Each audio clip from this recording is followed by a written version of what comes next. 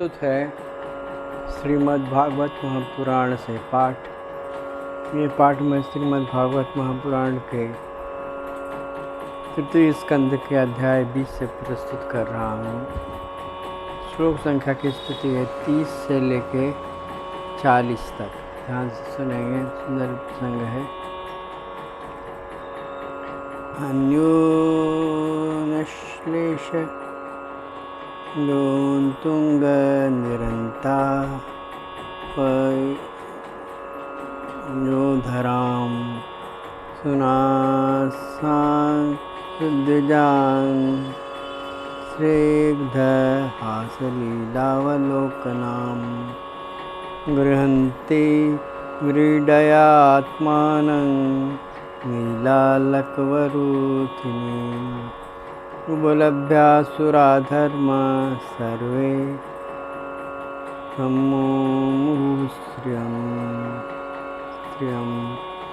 अहोरूप महोधैर्य महोऽस्या नवङ्वयः मध्ये कामयमानाना मकाममेव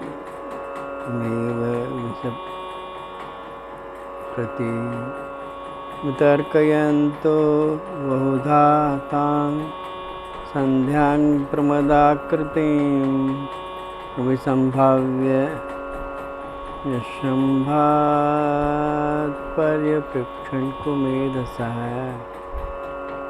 काशिकस्यास्य रम्भोरु गोवार्थस्तेऽत्रभामिनी रूपद्रविण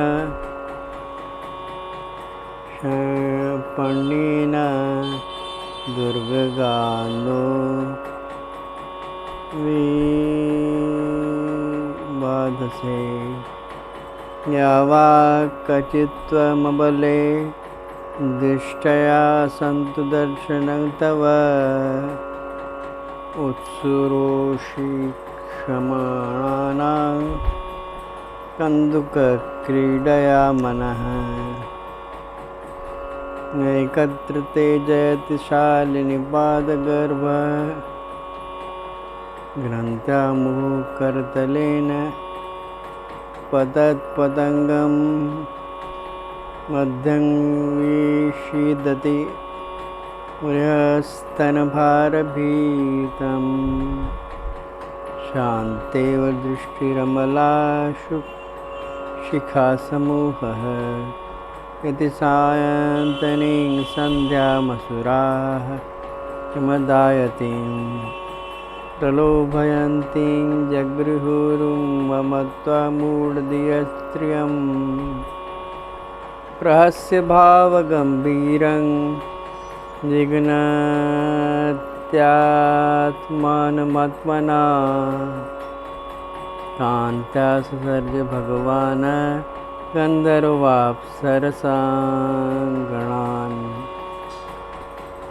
विससर्ज तनुं तावै ज्योत्स्ना कान्तिमतीं प्रियां त एव चाददुः प्रीत्या निश्य वसुपुरोगसाङ्गमा दृष्टा भूतपिशाचाश्च भगवानात्मचन्द्रिणा विश्वाससो मुक्तकेशान् वीक्ष्य चामीलयद्विषौ। अभी आप श्रीमद् भागवत महापुराण के तृतीय स्कंद के अध्याय 20 से पाठ सुन रहे थे।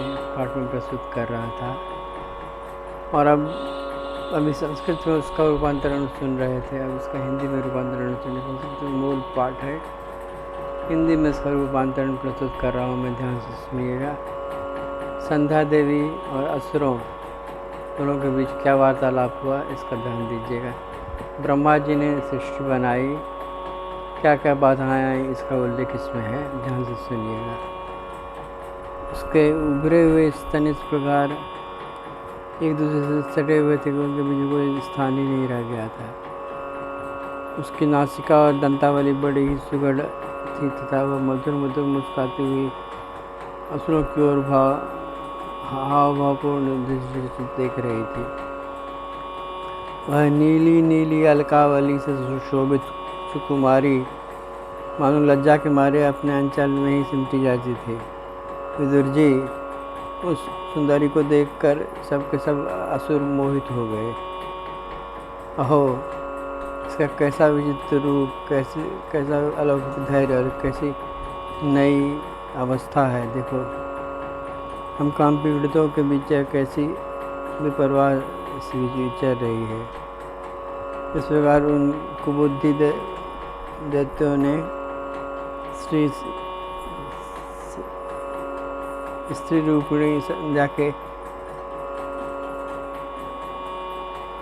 विश्व को एक तरह के तरबितर करके फिर उसका बहुत आदर करते हुए प्रेम पूर्वक पूछा, सुंदरी तुम कौन हो और किसकी पुत्री हो?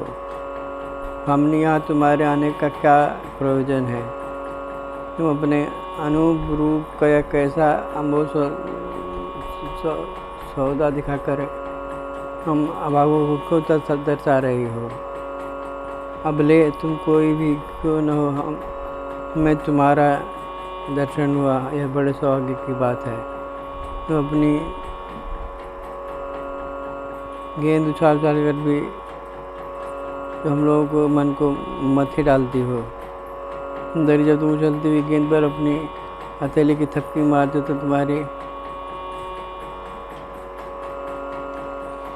तुम्हारा चरण कमल इस तरह